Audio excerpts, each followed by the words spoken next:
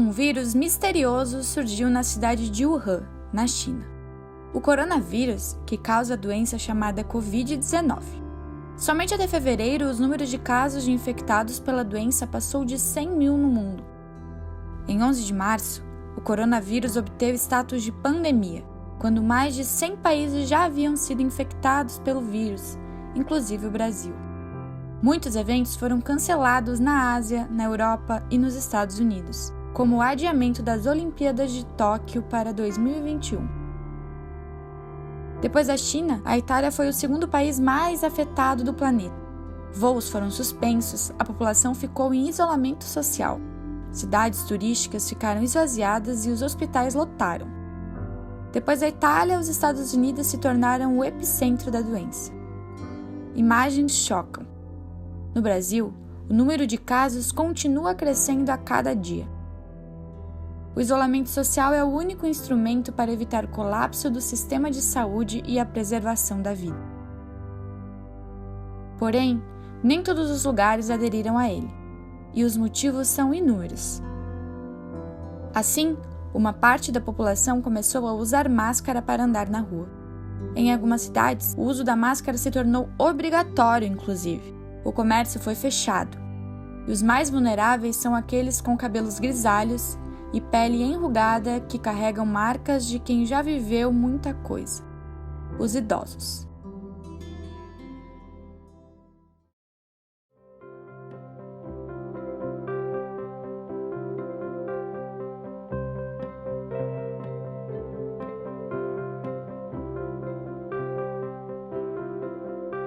Estou bem atenta, me cuidando bastante por causa da quarentena, sou grupo de risco.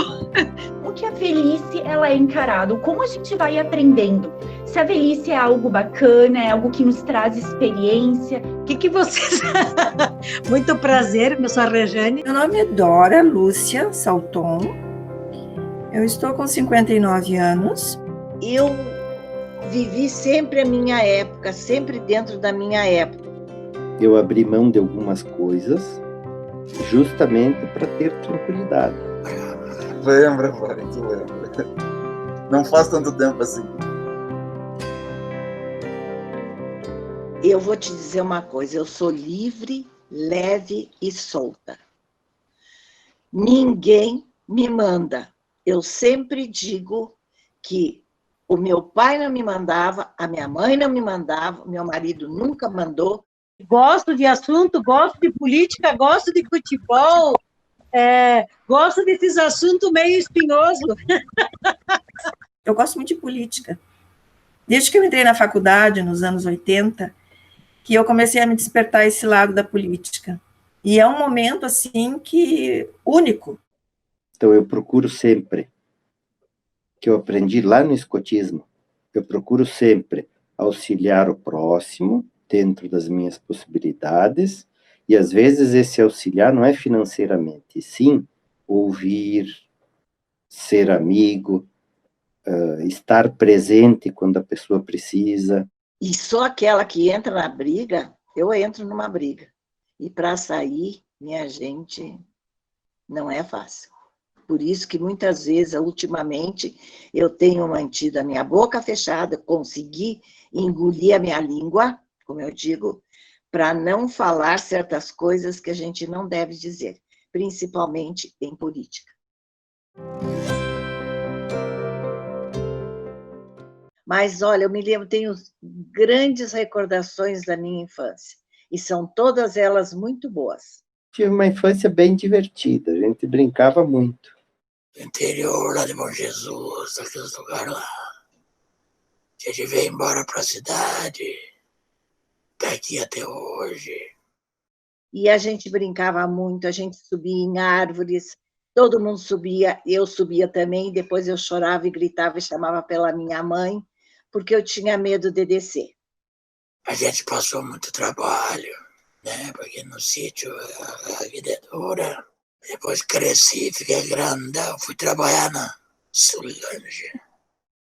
Eu tinha alguns amigos aqui ao redor de casa, onde nós jogávamos bola, brincava de se esconder, brincava de taco.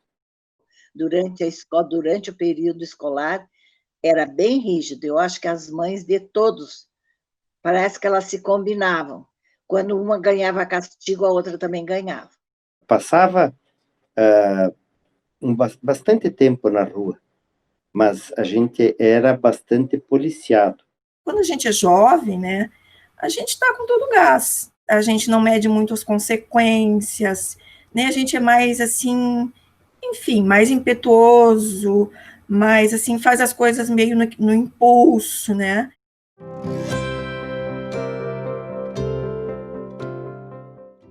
Eu sou formada em pedagogia, educação infantil e séries iniciais. Dei fazendo geografia. Primeiro a gente fazia estudos sociais e depois dos estudos sociais nós decidimos se história ou geografia. Mas eu fiz o vestibular para geografia e não gostei. Então eu alterno trabalhos profissionais pela manhã, à tarde eu fico com a Maria e no fim da tarde alguns outros compromissos que surgem, né? Porque a minha vida sempre foi muito agitada, muitos compromissos. No banco eu tinha uma função lá dentro, então eu trabalhava bem mais do que 6 horas, e o banco sempre foi, e sempre é, uma vida desgastante. Carpinteiro, pedreiro também trabalhei muito.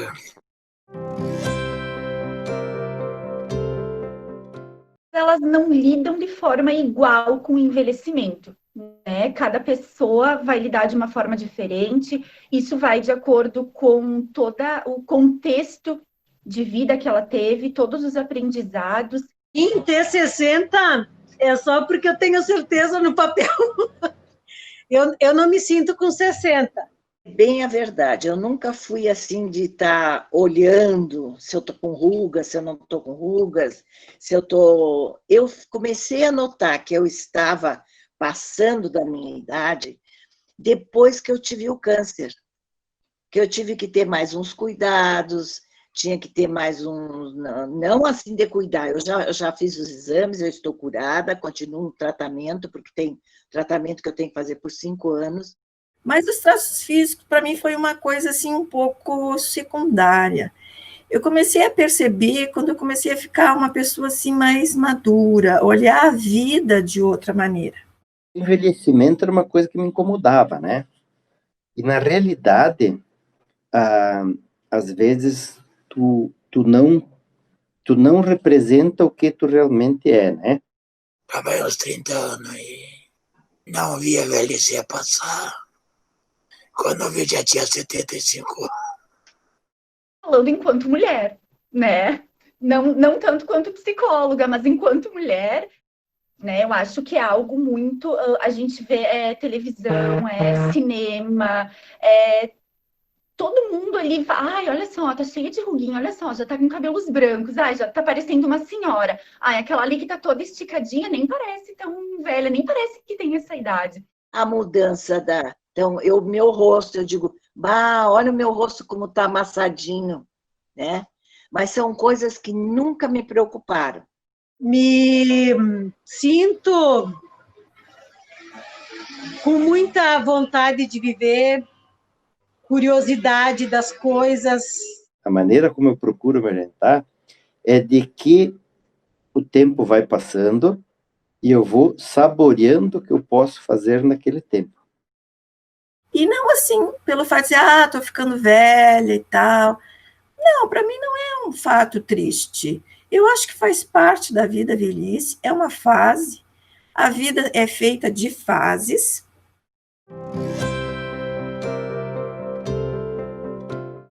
Que tem um tempo que a pessoa é valorizada na sociedade, que é aquele tempo que ela é produtiva.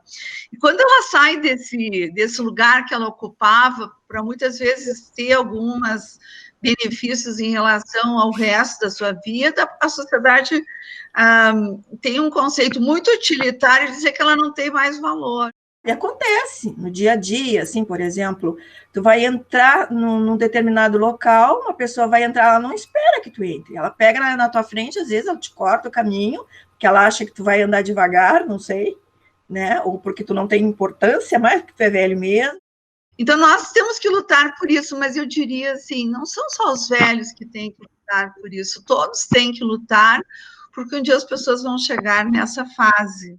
Claro que machuca, mas eu acho que isso não vai da minha idade ou da minha pessoa, vai da educação dela, né? Então, isso é um problema dela, não é meu. E eu daria um exemplo para vocês que a nossa universidade, ela tem um programa muito forte na área do envelhecimento, que já tem quase 30 anos, onde nós temos alunos idosos, a partir dos 60 anos, que frequentam semestralmente a universidade buscando conhecimento. Precisava, o celular a gente usa todo dia e tem um monte de coisa para fazer, né? Muita coisa para usar. Internet, eu já gostei muito mais da internet. Hoje, muito pouco. Eu entro para ver no Facebook, vejo as minhas mensagens, gosto muito de procurar as coisas, mas assim mesmo eu vou com muita cautela. Eu gosto muito da internet. Tem muita porcaria, né? Mas tem sites maravilhosos. Tem sites de informação, sites de debate. Eu gosto muito de política. Nós vemos muitas vezes que eles percebem que existe essa demanda não pode ser suprida muitas vezes com a ajuda só de familiares. Tem muitas formas de auxiliar as pessoas idosas, principalmente quem mora sozinho, né? Para que a família tenha certeza que essas pessoas estão bem. Às vezes eu perguntava, e ainda às vezes pergunto para o meu filho. Então, o que ele sabe, o que ele usa, ele me ensina, mas assim eles não têm muita paciência. Ele vem ali e faz, tá pronto. Eu digo, não, mas eu quero aprender. Se as oportunidades, elas não são truncadas ou elas são oferecidas, seria algo comum. Não, a idade não deveria ser um elemento de influência.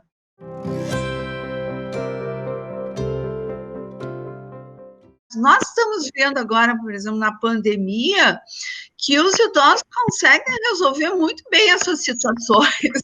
Tá? Uma parte desses idosos, eles conseguem se comunicar. A gente tem, além da doença, que ninguém sabe como lidar, a gente tem uma dificuldade muito grande de que as pessoas mais velhas, então, entendam tudo que está se passando, que essa doença, muitas vezes ela é real, né? Ela precisa desse distanciamento, ela precisa desse cuidado, e o distanciamento social para o idoso, ele é difícil.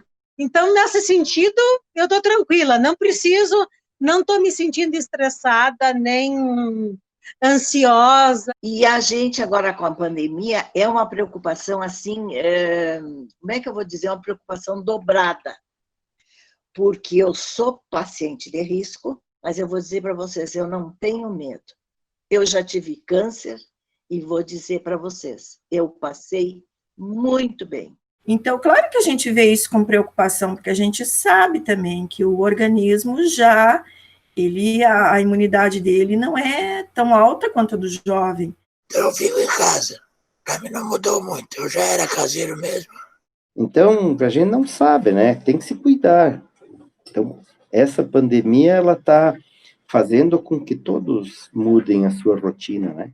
Acho que a gente tem que se cuidar, já que eu sou aposentada e não preciso sair para trabalhar, eu tenho mais é que ficar por casa mesmo. Tem alguma coisa para fazer, uma porta para arrumar, uma prateleira para fazer, essas coisas assim de casa, né? E com a pandemia agora, com o coronavírus, se eu tiver que passar, eu vou passar. Senão, estarei aqui para conversar com vocês a hora que vocês quiserem.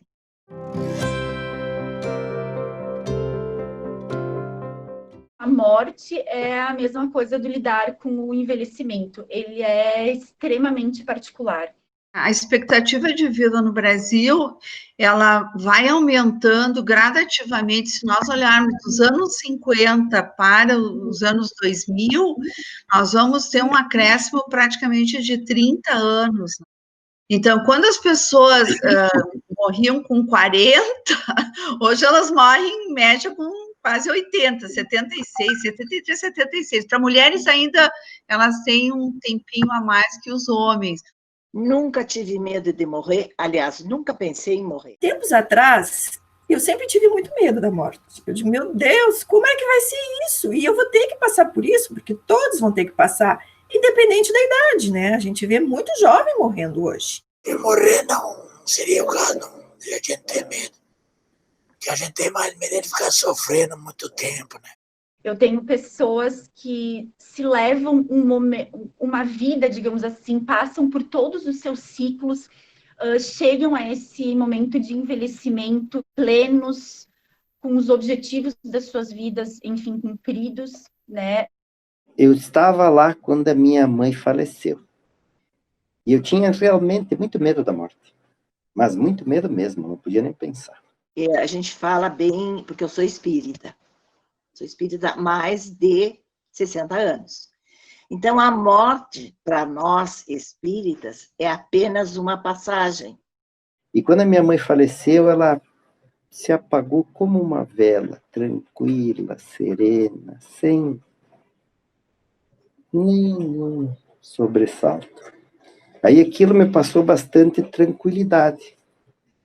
Foi uma coisa assim bem tranquila, que eu achei que a morte era um absurdo, né? É bem importante isso, né? O auxiliar dá sentido para essa vida que foi vivida, o lidar com a morte, ele se torna mais, eu não digo tranquilo, mas eu acredito que é mais aceitável, né? Porque a gente nem fala o lidar com a morte, mas o de encarar a finitude, né? De dizer que sim, todo mundo tem fim, todo mundo um dia vai morrer, a única certeza que temos ao nascer é esta. Mas, pelo menos, com o passar da idade, tu começa também, nesse sentido, a te preparar. Porque tu sabe que isso é inevitável, né? E eu vejo assim como que uma passagem. Eu acho que é uma mudança de vida. Se é que existe uma vida, se não existir, tudo bem também, né? Mas se existir, quem sabe? Não é melhor. Vamos lá, né? A gente está aqui para isso mesmo, não adianta, a gente vai ter que passar por isso.